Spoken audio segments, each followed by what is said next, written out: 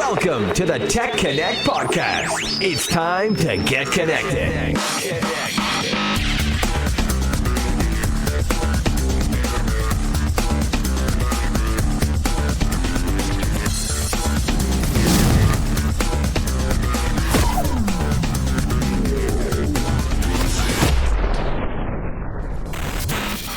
Hey, welcome to TEConnect, the BlueStar podcast about all things digital trends and topics in the reseller world.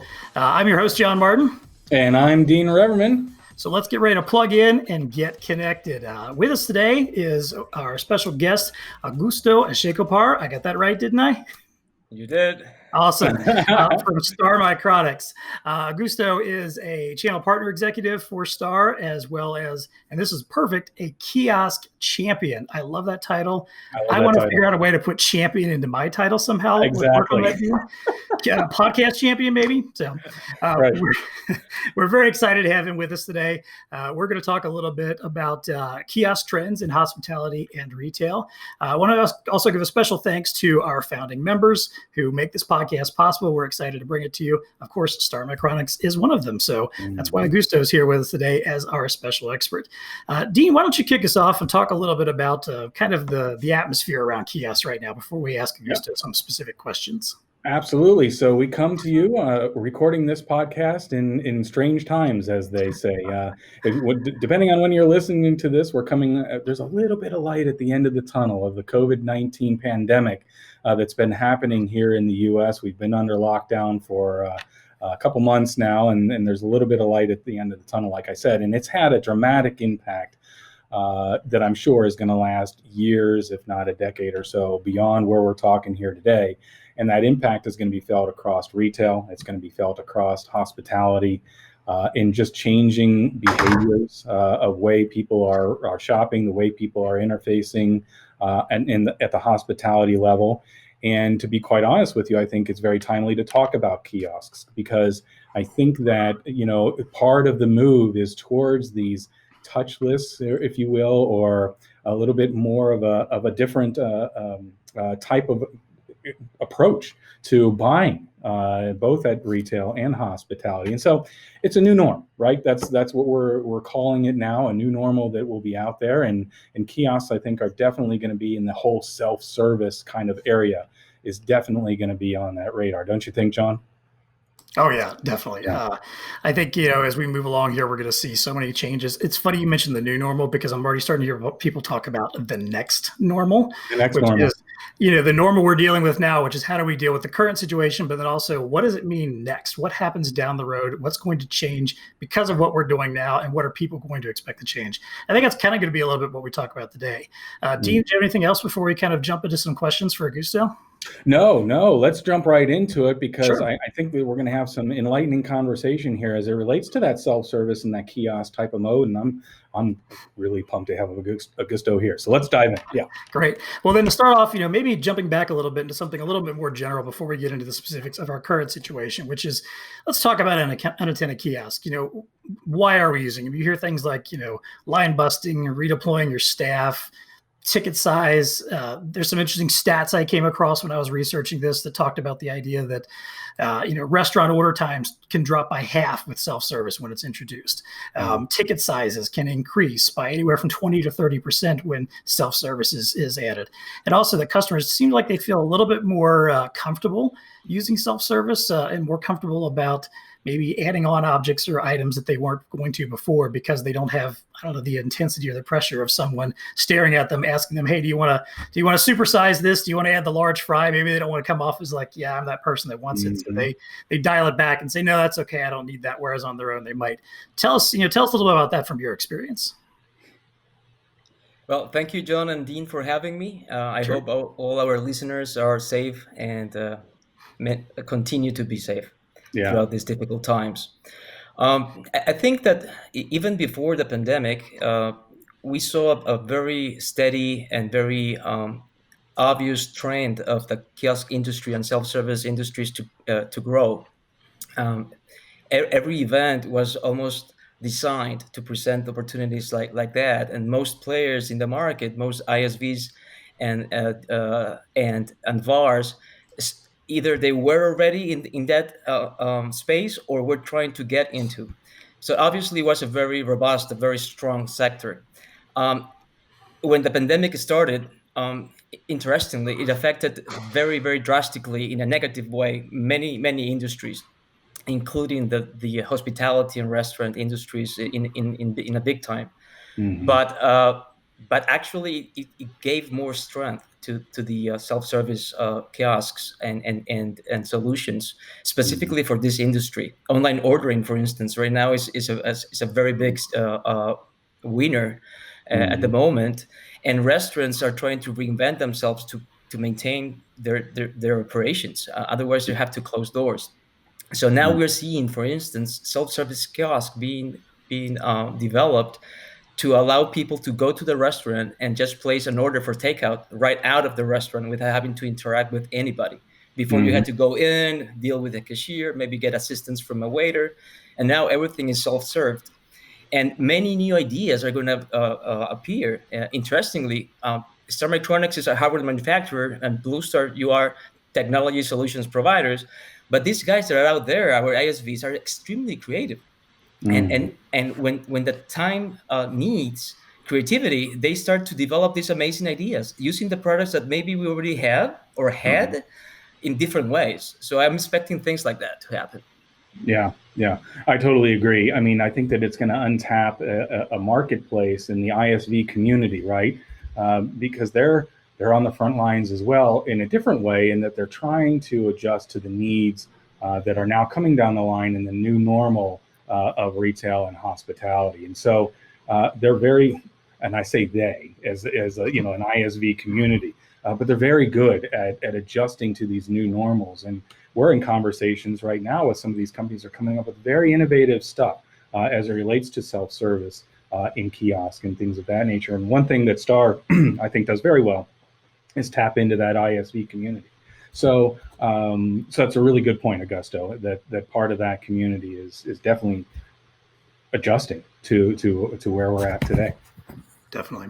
Yeah. Augusto, do you think, obviously we're talking about how this is impacting now, and everybody had to just jump in and figure out, how do I make this work in my, establishment? How do I suddenly adjust to, not having people coming up to a counter and ordering from us, maybe not even opening the doors at all, having people order online, or if they are coming here using a self-service kiosk in some way. Do you feel like this is going to stick around? Like, I know there's a lot of things that we're dealing with right now in the current normal, the new normal, that when we do get to that next normal, some people may think, well, we're going to get away from that and get rid of it once we move out of here. This is one I feel like should stick around, don't you think? I'm totally convinced. As you were saying, right now we have a temporary new norm, but after this pandemic is over and we beat it, there's going to be a new norm, a real new norm. Some things are going to be left behind because obviously we're things to deal with the extreme situations that we're dealing with right now, but other things are going to definitely stick, and for good reasons. Right now, we as a community, as a society, we're taken away from our comfort zones. We were pushed away without having a choice. So we have discovered many things that are working and are very nice. Some restaurants that before never considered having a kiosk inside their restaurants now are looking at that as a very good option, and probably a very good revenue generator. Just as an example, I do not have kids yet, no children, so I hardly go to these quick service restaurants. But every now and then, I see myself in a situation where I have to rush into a meeting or something, and I go to one of them. I'm so unfamiliar with the menus that I find myself in front of the cashier, struggling to pick something, and the cashier rushing me on making a decision. Are you ready, sir? Are you ready, sir? Right, And I'm not right. ready. So at the end, I just pick whatever and end eating whatever. Now that I go to McDonald's or Burger King, for instance, they do have these kiosks. So I go to the kiosk, I I browse through these amazingly designed menus, beautifully designed, extremely intuitive, and I start looking through things at my own pace. Nobody's rushing me, and I pick whatever I want, and then they suggest something very appealing, and I pick it. I don't know why. And at the end, I bought more things. I felt nice. My experience was extremely good, and probably I'm going to start going to those restaurants more often. Yeah, and if I could pick up on that a little bit, because John and I were talking before you joined us, Augusto, and I was in the digital signage industry in some of its early inception. As we're looking back at an article that was back from 2003, and they were talking about some of the same things that we're talking about here as well, some of the same pain points or some of the advantages and what have you. But back then, the cost to implement a kiosk was so astronomical that only the tier one entities could do it, the McDonald's of the world. And when McDonald's did it, it was a smaller rollout. It wasn't across stores. But what's wonderful about, I think, where we're at today, and certainly the Star Micronics is so good at partnering up with other vendors like Elo, developing solutions like the Wallaby. This is a standalone kiosk that is at a price point that even small to medium-sized businesses can consider at this point in time. So the customer experience that you just mentioned, and which, by the way, I thought you were going down a path because I got kids, and I'm really good at Panera or whatever like that, navigating through the menu and getting exactly what I want. But I changed my behavior accordingly too. But anyway, getting back to what I was saying, I think the price point of these types of solutions is really benefiting the small to medium-sized business to even consider it. And so I know we'll get into this a little bit later, but that's why the reseller should be considering this type of technology today too, because the cost of the barrier to entry is really kind of lowering itself at this point in time, and these types of solutions can get there, can be effective, right, Augusto? You're spot on, Dean. This is a very accurate appreciation of what is happening. I mean, Star Micronics has been partners with BlueStar for many years, and at least for the last 2 decades, we have been moving kiosk technologies together. Mm-hmm. And we have seen many things changing. And one of the most obvious one is definitely cost for those solutions. We're still keeping the very sophisticated and extremely elaborated kiosks that cost $20,000 and more. Sure. But now we're seeing new players bringing different type of approaches. Tablets, for instance. Before, it was something that you will never imagine in a kiosk. And now we have consumer level tablets being part of self-service solutions. Mm-hmm. We came back from the largest retail show in the industry in January, and I saw from amazing kiosks to kiosks that almost didn't look like kiosks. The form factors are cool. Yes, and all the in-betweens. But the interesting part is that was my perspective. But the market's perspective is, hey, that is giving me the opportunity to get to be part of the self-service world. I'm going to start with this. Maybe that's their solution for the moment, and they can start growing later on with a different, more sophisticated one. Mm-hmm. Yeah, and can I go off script here a little bit, John? I hope you don't mind. Not at all. I think that there's a good angle here, and Augusto, because you've been with Star for so long, and again, I'll just reiterate it that I think Star does a great job of tapping into the software community. That is another integral part to the kiosk solution, right? Is having the ability to have the right software, or a software that's easy to use, if you will, or a software at the end of the road that a reseller can feel comfortable with. And so I know you've got a lot of experience on the sales side, Augusto. Do you have any thoughts around, maybe from a reseller's perspective, what are some best practices as it goes to approaching these ISVs? Do you see where I'm going here? Because I think that resellers have to feel comfortable with those folks too. So the kiosk is the hardware, but what else am I going to be offering my small to medium-sized businesses as good software that's easy to use, intuitive to build out, that maybe even these small to medium-sized business owners can develop that menu very quickly in a nice intuitive UI that's easy to use, easy to implement. So what are your thoughts on dealing with the software community, Augusto? I've seen that it is extremely important to have two things going. The first one is to have the right tools to provide to ISVs for their integrations to be easy and cost effective. Yeah. And then obviously have the right technologies available and the right people. I truly believe that people are key in this type of interactions and partnerships. And when we have, it is amazing. When we have this new ISV that just came in and we start developing that relationship, I see everything happening in real time, and it's fantastic. Our team interacting with theirs. If we need to talk commercial, we do it. If we need to talk binary, we do it, and whatever is needed. And at the end, you accomplished two things. First, a partnership, a real one, that I think will be for the time to come, and then you develop a solution that will become available to the market. So it's exceptional. So I truly believe that what we're doing from the start Micronics perspective in developing our, for example, SDKs to make them universal to all our products, extremely easily to integrate and provide these resources free of charge, of course, to any ISV or integrator that is looking into integrating our product is key. Yeah.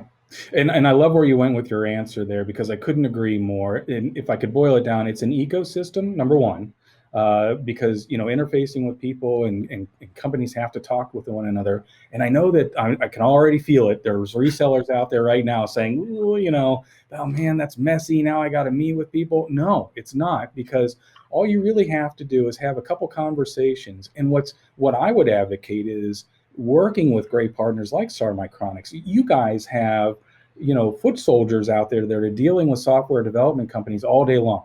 So if I was a reseller that was already into Star Micronics, I'd be interfacing with you, Augusto, to be perfectly honest with you, and saying, who should I have that conversation? Look, I'm the reseller. I don't have a lot of time. I got to pay the bills. I'm coming out of this pandemic and all these other things. What's my fastest course here? I would want to lean on folks like yourself so that I could understand who those developers are, and then start working with them to develop the solution, right, Augusto? Because it's a little bit of a team effort. It's not as heavy as a lift, I think, as people think it might be to get into the space. It's not. You just got to have the conversations. Maybe some people on the reseller, their programmers have to learn a little bit of a software or something like that, but I think they can be up and running on this stuff relatively quickly.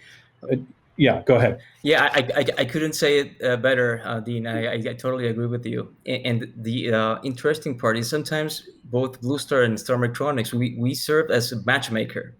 Sometimes we have the VAR that does not develop, but they are very creative and they like to push and move solutions to their customers.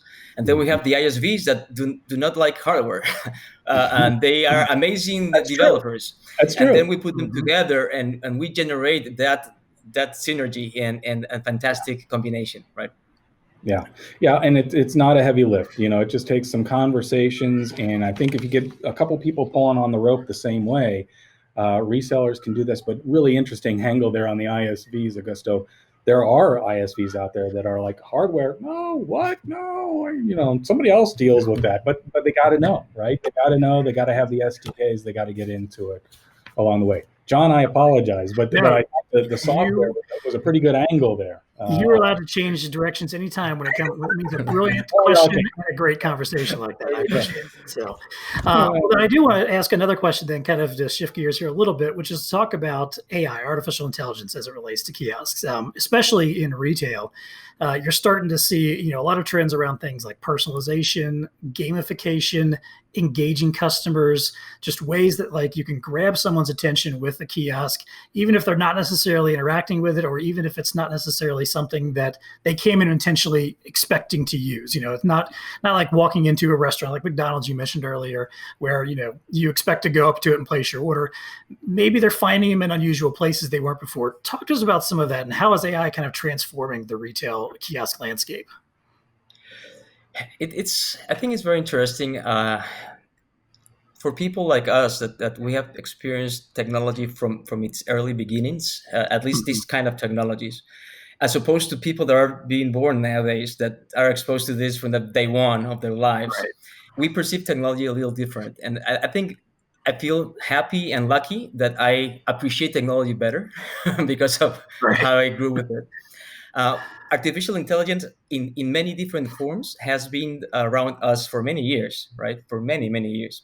Right. But now it has become more obvious how it can affect our lives positively. Easy examples, probably Siri, Google Home, Alexa, doing amazing things. Every time they're becoming more intelligent. and they understand our ways to communicate better, and they actually respond accurately. I love technology. I lived around it all my life, and I turn my lights on and off. I want to see a movie, and then my lights You're one of those guys. get dimmed. I love it. My wife, maybe not that much, but but hey, it's part of the package, right? Right. So what I'm seeing is that these technologies are being adapted more frequently nowadays. That CPU's speeds are becoming faster because unfortunately the processing speed is directly impacts the ability to use artificial intelligence or not in different moments. Yeah. Now I understand, for instance, that maybe in the future passports are going to disappear, and we're going to be scanned. We're retina scanning or fingerprinting or facial recognition.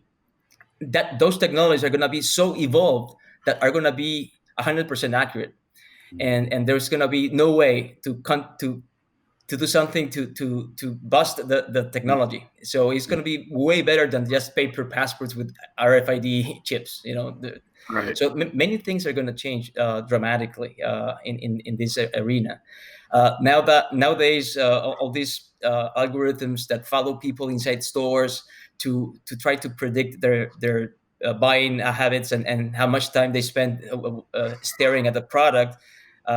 If they spend 10 seconds, they show no interest. If they spend more than 10, oh, they were interested. Let's contact them back with this potential purchase. And kiosks are going to start at some point to almost read your mind. So you're gonna go there, and they're gonna know your personality better than yourself, and offer you things that you probably at the moment didn't know you need, but at the end you love. So it's probably gonna happen. I don't know if that's creepy or awesome. It's maybe a little both. I don't know. Well, it's funny. We were talking about this. We were actually talking about somewhat similar subject weeks ago, back before the pandemic, when we were all still, hanging out together, not social distancing.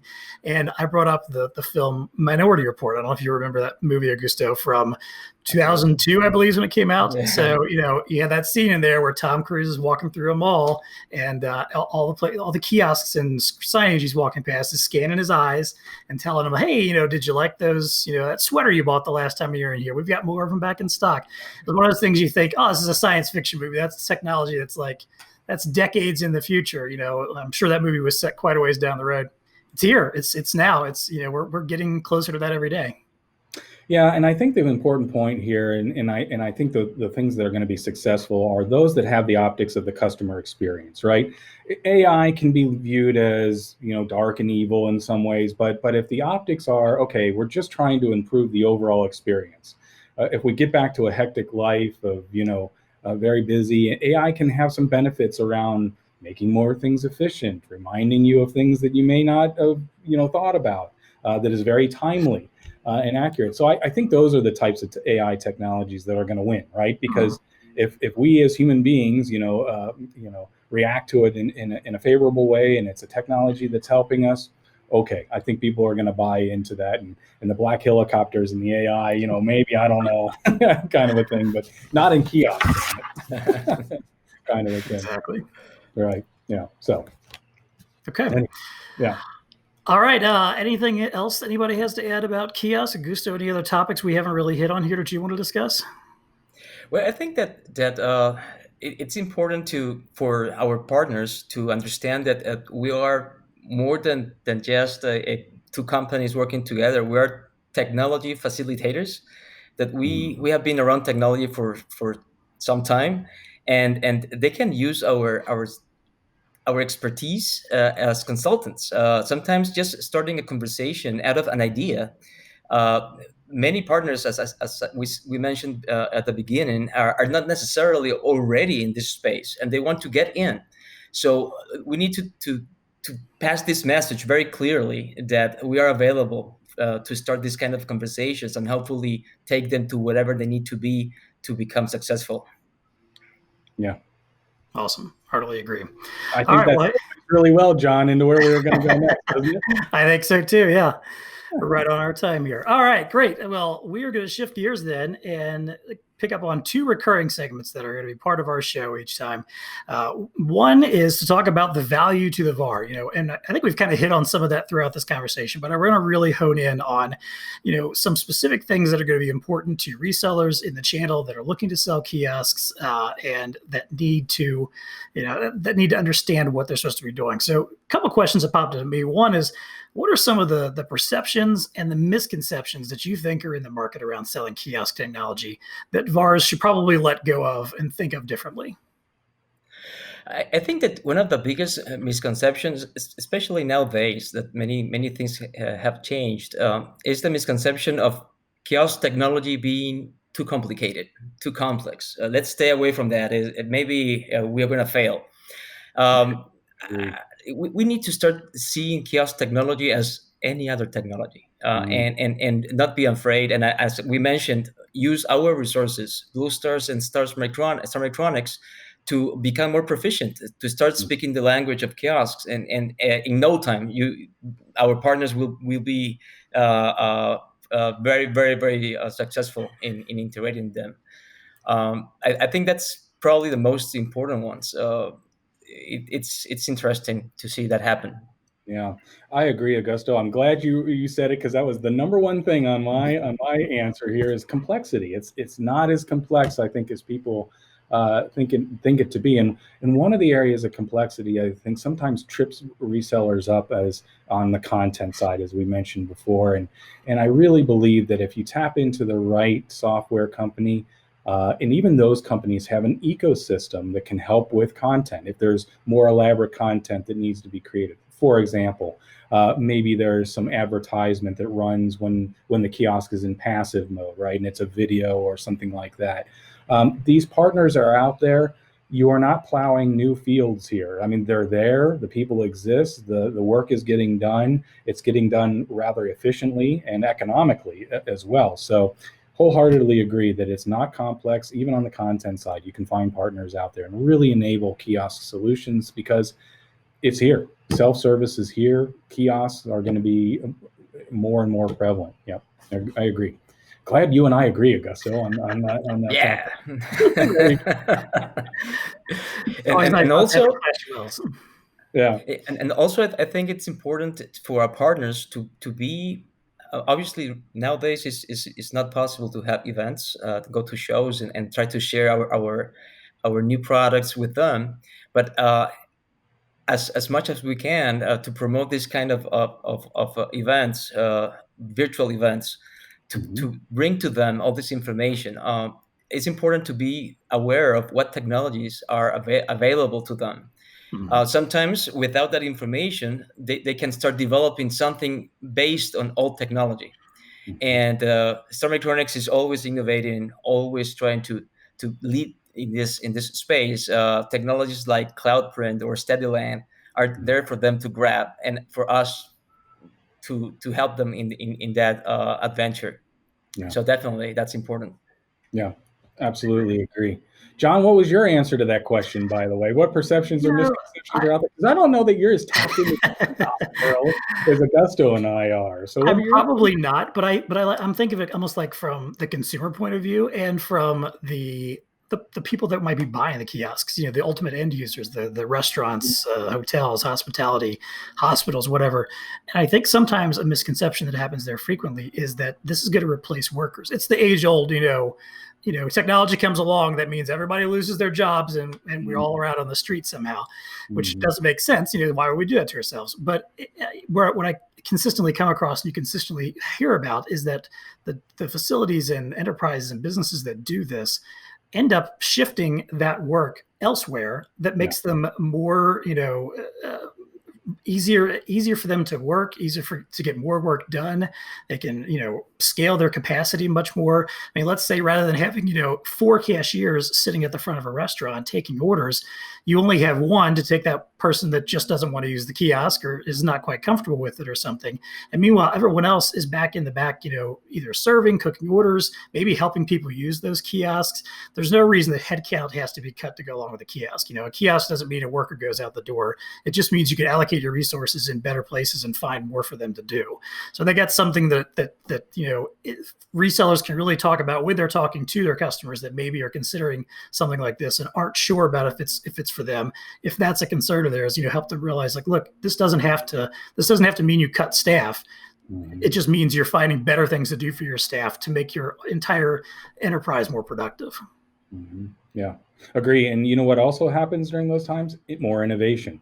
I think the studies have shown time and time again when robotics and or self-serve like this replace or is perceived as being replacing of work, other work gets done, and some of that's innovative stuff along the way. So that's a good point, John, because and I'm glad you brought in the end user perspective, because maybe the resellers bought in. Hey, I want to do kiosks. Right. I want to get this into my business, but okay, how do I break down the barriers of those that I'm now trying to sell it to? What are some of those barriers? And I think that's a really good one that you've tapped into there.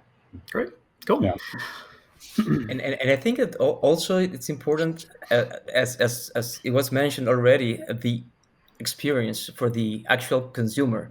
Yeah. This will dictate what works and what doesn't work, and it will also dictate what businesses need, because unfortunately consumers will expect that experience to be recreated. If they go to a different business and they don't get it, they will never go back. So it's a tough one. It is. I agree. I'm that guy that will walk into somewhere and if they don't have the same experience I've had other places, like the self-serve or contactless payment, something that I like. I'm that guy who's like walking out going, I don't know, we didn't have this. But as cool of a place as they could be, so there's something to be said for that. So, all right, well, hey, let's move into our last segment, this is the fun part. Actually, the whole show's been fun so far, but this is the really fun part where we get to talk about some fun stuff that we're into. It's called What's Tech Connecting with You. I asked Augusto to, think about what are one or two pieces of technology that are exciting and impacting you right now. It doesn't have to be anything, that's part of the reseller channel. It doesn't have to be anything we're talking about today. Just what's something that's fun and cool or interesting that you've been reading about or using? This is something that I find extremely amazing, and unfortunately, it's not fully developed yet, but it's going there. And I'm talking about quantum computing. Just for our listeners to get a perspective, today's supercomputers can process this extremely complex calculation. The most powerful supercomputer, 1,000 processors, can process this extremely difficult task in 10,000 years. These quantum computers can do it in 3 minutes. So just imagine that potential of this superpower, amazing technology. I mean, everything is going to flow. Real time is going to be redefined completely. Yeah. So I'm waiting. Hopefully in my lifetime, I'll see these quantum computers operating and probably, handling all the traffic in the streets in real time with amazing accuracy and cars just driving by themselves, but accurately and reliably, not like Tesla does it right now. Well, the next time we're at a show together, Augusto, bar, I don't understand quantum computing. I mean, man, and I like to get geeky. Don't get me wrong, because I can barely understand a processor. But when you get into multi-folds and layers and what quanta, what? How does that work? Bits versus qubits. Qubits, right? Oh man, Augusto, you set the bar pretty high for this piece of the conversation here. I don't know if we can top it. Dean, what's connecting with you? Is it more exciting than quantum computing? No, not nearly as revolutionary as quantum computing. My thoughts were around exactly what we're using here. The technology that's got me, that's got everybody changing them, is video conferencing like this. I mean, had I only been investing in Zoom, a month and a half ago or something like that, the new world of video conferencing, I think everybody now is an expert at doing video and audio on their computer. Wait a minute, my mic's not on, right? I mean, how it's just totally changed a lot of the work environment today. My kids are using it. They use it at school. My kids My daughter uses it to interface with her grandma, my mom. They do art lessons together just because that's the new normal, but all through video, FaceTiming, whether it's Zoom, whether it's something like this. To me, it's a known technology that was out there, but man, is it being used today? And I think innovation is even coming there. I was using Microsoft Teams, which is another version of this. And did you know you can put yourself in a different environment completely? You can be in whatever. I can be in space. I can be in a typhoon or whatever, wherever you want to be. They've got backdrops now. So there'll be even more innovation coming down the line. So anyway, that was mine. Not quantum computing. Maybe we need quantum computing. But that's what's intriguing me. Maybe something a little more practical and of the moment. It's still a good one. I wholeheartedly agree with you. I feel like the first couple weeks or so that we did this whole thing, that I learned about more different types of, conference services that I'd never heard of. New tricks, new trades. Yeah, it's an interesting new world. So I'm excited about it. All right. Well, I'll give you mine, which probably even lowers the bar even more from where we've already been. Because, Augusto, you mentioned up at the top, that you don't have kids. Dean and I do, but in particular, I've got a toddler. I've got a 2.5-year-old. And, he's stuck at home with us while my wife and I are both working full time. So I want to give a shout out to streaming services. Because if we were stuck at home and all we had was just regular old cable, where maybe you could find some kids programming, but it might not be anything that he was actually interested in. I'm not the person that wants to sit their kid in front of a television all day, but you got to do what you got to do right now. And things like Disney Plus have been amazing. He gets to watch Mickey Mouse for as long as he wants. He's watching some of my favorite Pixar movies and falling in love with them. So it's been a great thing where, I can put something on for him and entertain him for a couple hours if I need to get some work done. So I'm all for where we are with streaming services. You want to talk about something else that probably has seen their stock shoot through the roof the last couple of months. It's people stuck at home with nothing else to do but, watch a lot of television. So was I the only one who was worried that when the first lockdown started coming out? I'm thinking to myself, oh my gosh, everybody's going to be at home just hammering the internet and these streaming services, and they're not going to work. And that's panned out a little bit. I mean, certainly we've all experienced peaks. I think you're at home and it stutters and somebody else. Lord knows for me, it's my 3 kids and they're all connected on their devices and just the pipes. It's unbelievable because to me, just 15. I know where we were from a technology 15 years ago. This kind of extreme streaming, if you will, of so many people would have just crashed the internet. I was concerned about it. Reliable. I don't know, Augusto, do we have quantum computers in streaming services? Is it already here? Are we using it? But when we do, probably streaming a video and video conferencing is going to be better quality than real life. So by that point, we'll be in VR headsets. We'll be inside the shows that we're streaming. It'll be like Friends, the next another generation. big dimension. Exactly. And we'll have virtual kiosks just to tie a bow around it. Definitely. All right. Well, hey, that does it for us today on the TEConnect podcast. I want to definitely thank our special guest, Augusto Echecopar from Star Micronics, a kiosk champion. I still think that's so cool to say. Cool for you to be able to say that. Thank you so much for joining us. We definitely appreciate it today. Dean and John, thank you so much for having me again, and the best for you. Thank you so much. These kind of initiatives are extremely important. Thank you. They are. Well, everybody out there, it's time for us to unplug and move on for the day. But we definitely want you to keep up with us. So reach out to us where you can. You can find us on Twitter at TEConnectPod. That's TEConnect. Let us know what you want to hear and see about. Let us know what you think about kiosk trends that you heard from Augusto today, and we're happy to talk a little bit more about that. So thanks everybody, and just remember, plug in, plug in, and get connected. We'll talk to you later. Thanks. This TEConnect podcast is brought to you by Star Micronics. In hospitality, the ability to meet customer needs in a timely fashion can mean the difference between a one-star review and a lifelong champion of your brand. If unreliable Wi-Fi is slowing down your point of sale, Star is here to help with SteadyLand integrated into their MC Print series printers for the use with iOS devices. SteadyLand allows iPads and iPhones to directly connect to the printer via Lightning cable. With the printer connected to the internet via wired Ethernet, your point-of-sale system no longer needs to rely on a spotty Wi-Fi or Bluetooth. As a bonus, the device will charge through the Lightning cable as well. Star's MC Print Series thermal printers are chic, compact, and economical, featuring a splash-proof design, front-loading paper, and a multitude of connectivity options, including USB, Lightning, Bluetooth, LAN, and Cloud Print. Hub functionality allows USB connections for up to 3 peripherals and offers HID support for easy plug-and-play connectivity of your devices. It doesn't get much more value-packed than that. For more information, contact your BlueStar representative or check out Star Micronics' website on bluestarinc.com.